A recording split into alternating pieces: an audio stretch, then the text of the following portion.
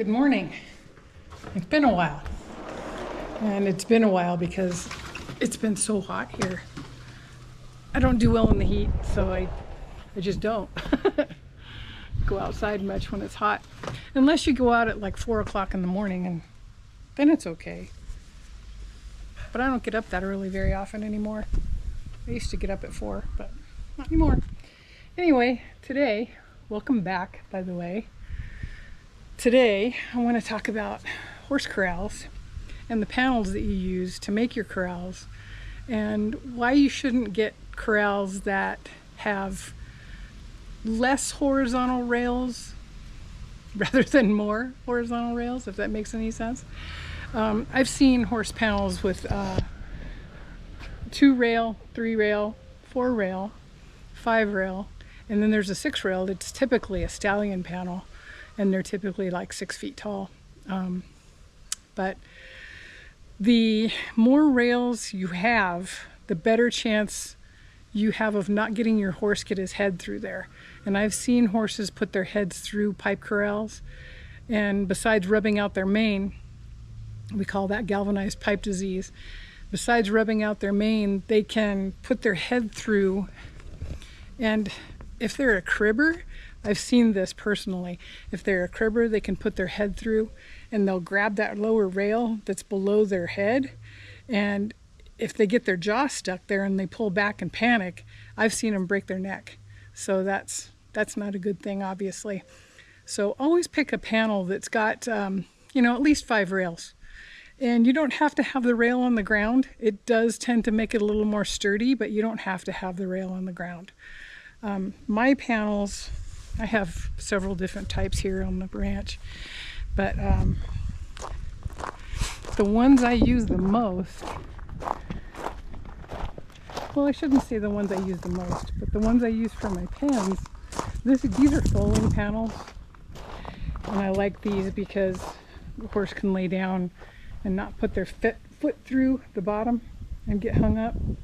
It's really hard for them to get their feet that high, but I like these, and I like the shorter folding panels for folding because I can see over and I can get my hands through and things like that if I need to.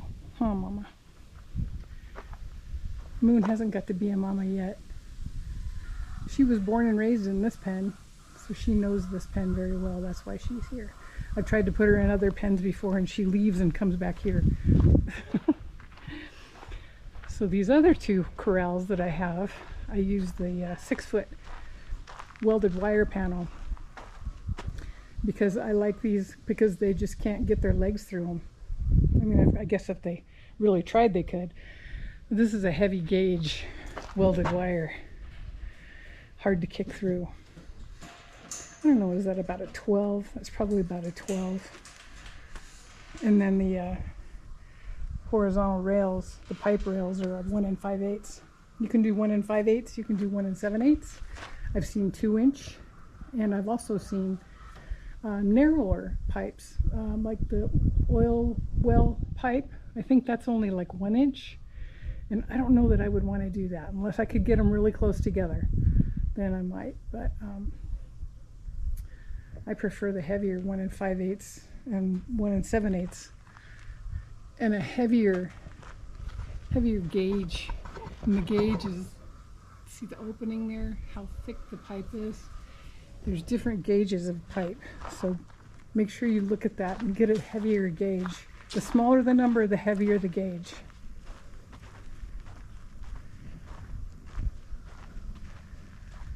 And my arena fence is 5 rail, 1 5/8. And it has the bottom rail. You don't have to do the bottom rail. I mean, where we are, they rust out less frequently than down in town. But up here in the desert, it doesn't really they don't really rust out too quick. But I put this fencing on here, this red top fencing, to keep them from putting their heads through. Because this is about, I think it's a 12.5 gap between horizontal rails, and that's big enough obviously for them to get their heads through, and I don't like that. So And you can see those panels over there protecting the tree. Those are 4-rail with no bottom. And then right next to it is a 5-rail. That used to be a round pen that I had. But you can see the difference in the gap between the rails. I mean, they couldn't get their head through that one. They could get their head through that one, but not that one.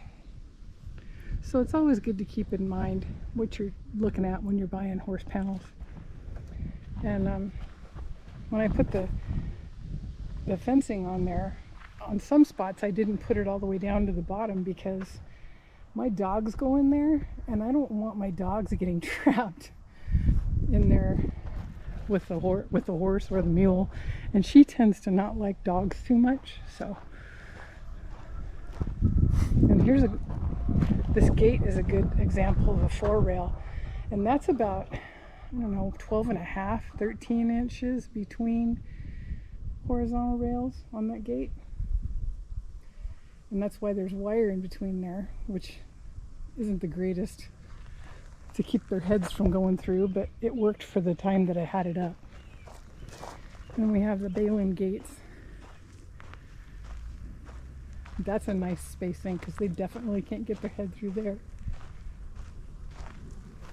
And you can see my round pen. It's 5-rail without the rail on the bottom. And those are really heavy. Those are 1 5/8, and they're a 12 gauge inside OD, inside diameter, with the 12 gauge thickness. Yeah, that's how you say it. But and those are pretty substantial. I mean, my stud colt decided he was going to dent that one over there by kicking it, or he stomped it with his front foot. You can see on the back fence I have the 6-foot welded wire on the back fence to my arena. Lots of weeds. Never mind the weeds. Got to get rid of those. But anyway, always keep in mind when you're looking for pipe panels. I also had to put hot wire on the inside of my arena because I turn them out here. I don't use it as much for an arena anymore unless I'm driving, but I had to put pipe or hot wire along the inside of the pipes because they were rubbing their butts on the fencing. I put the fencing on the pipe panel to keep their heads in, and they decided that they liked the fencing to rub their butts on. So we went from fencing to hot wire to keep them from rubbing their butt. You get 1,000 pounds of horse rubbing their butt on that panel, and something's going to give at some point. So it's always good to keep in mind.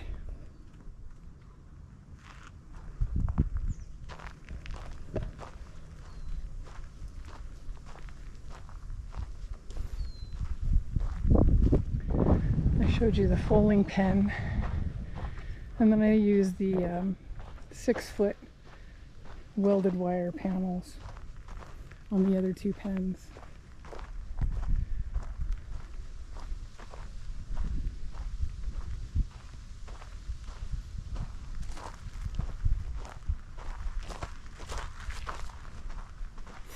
And I have them attached to these posts. These are 8-foot posts, so these are 2 feet in the ground, and then I have clamps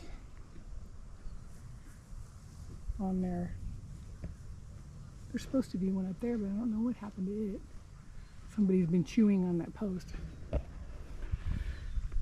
Here's another one. I usually cut them off so that they can't chew on them, but then they chew here. Termites.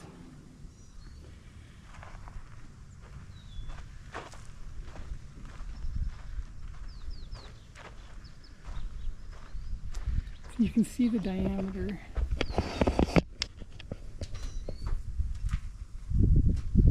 The inside, the gauge is the thickness of the pipe. See, that one needs to be replaced. It's not the right diameter for this pen. It was all they had at the moment, but I need to replace them. Those aren't in the ground. They're just holding the roof up for right now.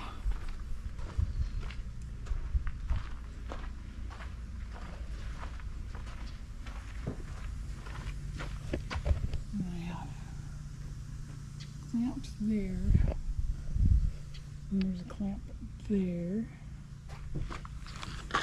And a clamp there. You don't need too many because they're high, sweetheart. They're being held up with the panels, the clamps as well. And one thing I want to mention, I've noticed sometimes when people put these things together, put it so that this is sticking outside the fence. Because if it's inside, I've had horses rip their noses open on those things. So make sure you put your bolts on the outside. And it's also a good idea to cut them off like 3 threads out. Like this one could be cut off like right here. So it's always a good thought to keep in mind. Keep the panels, the fence clamps on the bolts on the outside high.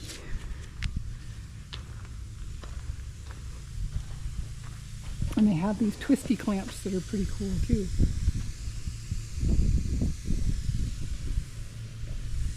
Another clamp on the post. Some of these posts have been in here a long time and they're just kind of hanging on by a thread. They need to be replaced, but I just replaced these not too long ago.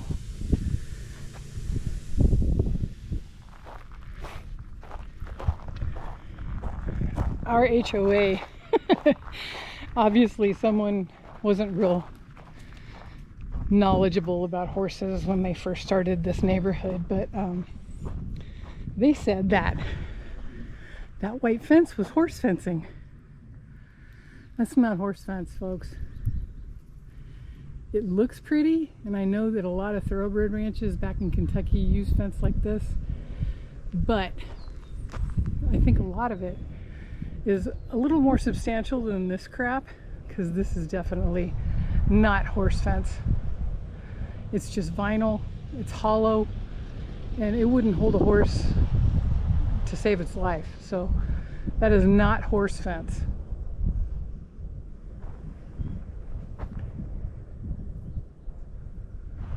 Chain link's not a good idea for horse fence either. Okay, so that's just some of the materials used for fencing for horses. I've seen wood, which they chew it, so it's probably not a good choice. I've seen wood, and I've seen PVC, which, I guess that's okay for temporary stuff. Like if you're traveling, I guess that would be okay to use as a temporary pen, but I wouldn't depend on it because it's just not strong. And they can pick it up and move it. I've seen horses in these little pens that people use for camping. I've seen horses put their head through, pick up the fence, and move the whole thing to go get what they wanted to eat. So probably not a great choice. But whatever you use, make sure it's sturdy. Sturdy enough to where they don't break through it and hurt themselves more than anything. For them to get out and run around, that's probably no big deal because you can always go catch them. But as far as the fence breaking and hurting them, I think that's my biggest concern, is the horse getting hurt breaking through the fence. So like I say, wood's probably not a good choice. PVC is not a good choice. Galvanized pipe's a great choice with the welded wire on it. What else have I seen? We built a pen once that was pretty cool. It was actually made from 4x4 posts and old roping ropes. I used to rope, so I had tons of ropes in the back of my truck. And we took those and we tied them together and we made a fence out of them. We drilled through the 4x4 posts and ran the rope through there. And it was pretty good. These were older horses and they weren't really interested in testing the fence. But one of them, my big gray horse, he did walk through it because we only did 2 horizontal ropes. So he just walked right through it. So that was fun. Luckily, he was in a yard that was fenced and cross fenced, so that's why that was in there. So that was really we weren't really too concerned about it if they got out.